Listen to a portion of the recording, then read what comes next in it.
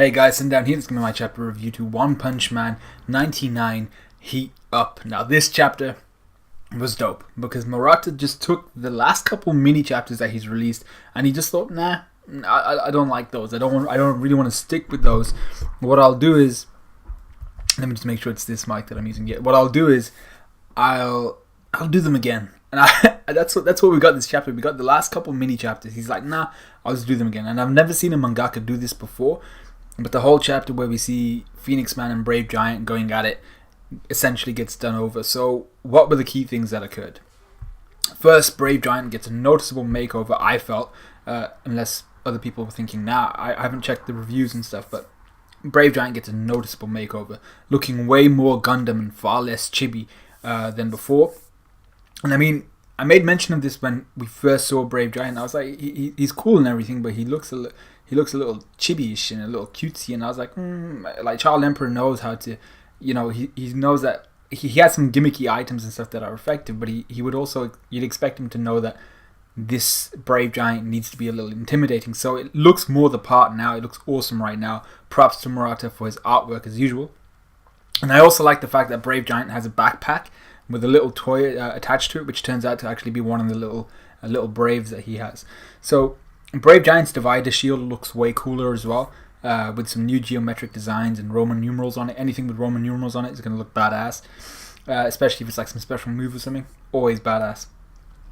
We also get to see Brave Giant's propulsion system, which consists of like a whole bunch of exhaust / engines mounted on his back and on his calf area. With this, we get that chase scene from a chapter or two ago, but Brave Giant actually looks a threat this time around with a freaking light-based triangle sword in his right arm, coupled with his divider shield on his left arm. Also, because those exhausts have popped out of his back, Brave Giant looks like he's got wings, which are like his normal back plate, I assume. So he looks like he's got wings, which looks awesome, like Angel of Death style. He just looks so cool. So we see Phoenix Man fend off some homing missiles by letting out some flame-based flares. A very creative way to use his abilities and showing that this fight is a little bit more cognitive than other fights we've seen in this manga in particular. So we then see how terrifying Brave Giant's blade can be, his Delta something blade, cutting through stone pillars like butter, like he's just slicing straight through them. However, Phoenix Man notices, and he's dodging these attacks, and he notices that Child Emperor doesn't seem to have a very complete control of his suit. And then he's like, you know what, you're not very in sync with your suit, but let me proceed to show you how sync with my own suit I am. So Phoenix Man then kind of goes Super Saiyan and he assumes a different form. He calls it his Falcon mode, looking dope as shit with a blackened posterior, with tribal flames going down like his neck and the back of his, what you assume is his back, just on top of his wings. And I think his underside is speckled and it's still quite light, so he looks awesome. And essentially he gets a major speed boost here, much like a Falcon.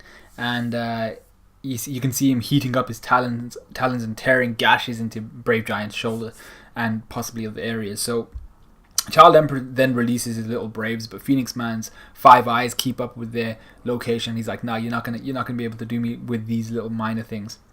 So as they attempt to blast him into oblivion, Phoenix Man assumes another form, and he looks freaking awesome. He looks so good. His body encompassed, in brilliant flames. His wings are light with like pure energy. He looks amazing. His wings give me like a Zapdos vibe, both flames, and it looks so cool.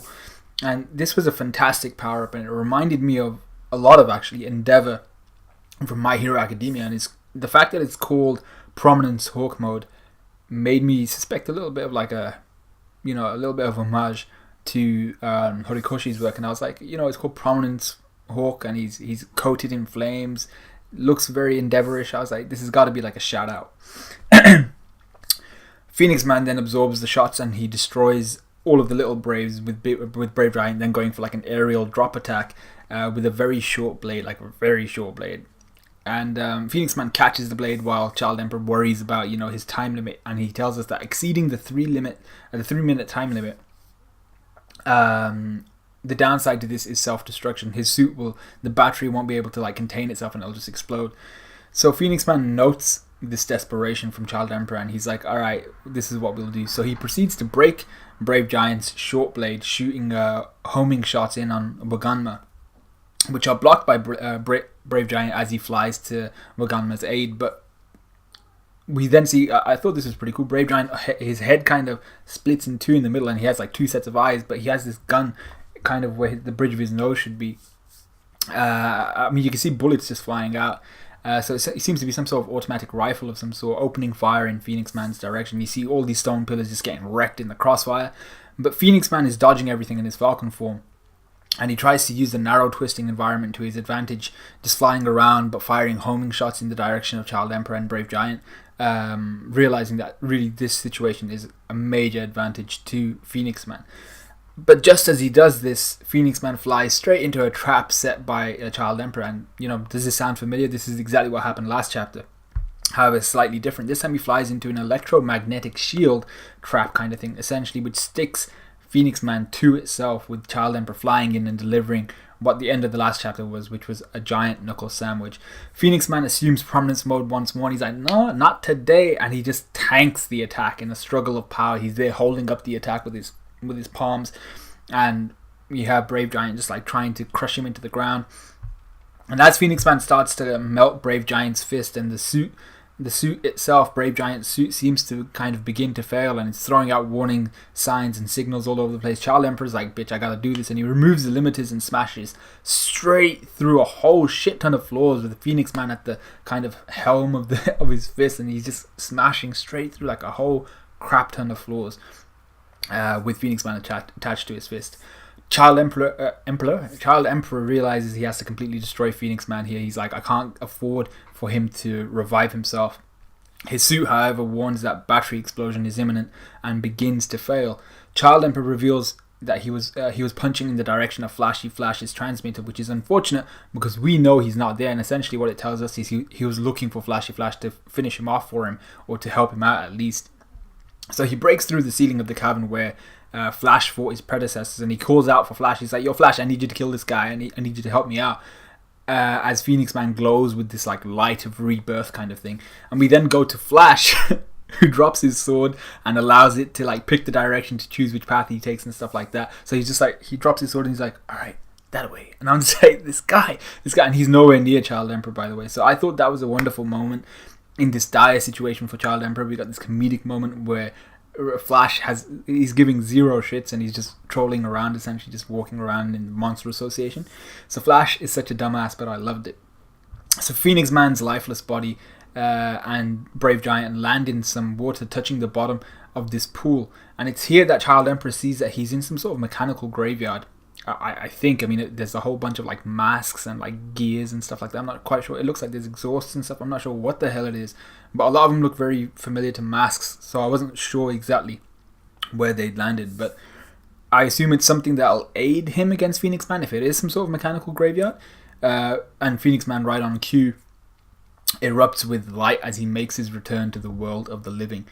So this is bad news for Child Emperor, who gets blown away by the force of like Phoenix Man returning from the dead, and he thought that he now thinks, I think, that Flash has been killed because he's found his transmitter, and he's going to fight against an even stronger Phoenix Man. So I really don't see a way out of this for Child Emperor unless someone else comes and backs him up.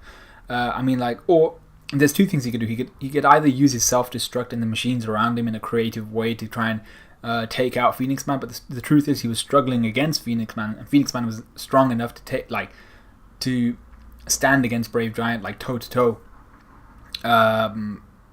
before he died. And now that he's getting reincarnated, you assume that's a major power boost. So obviously it's convenient as hell that Child Emperor has landed in such a place, if it is like some sort of machine graveyard. But meh, you know, this is a parody manga, it's just there for the fun of it.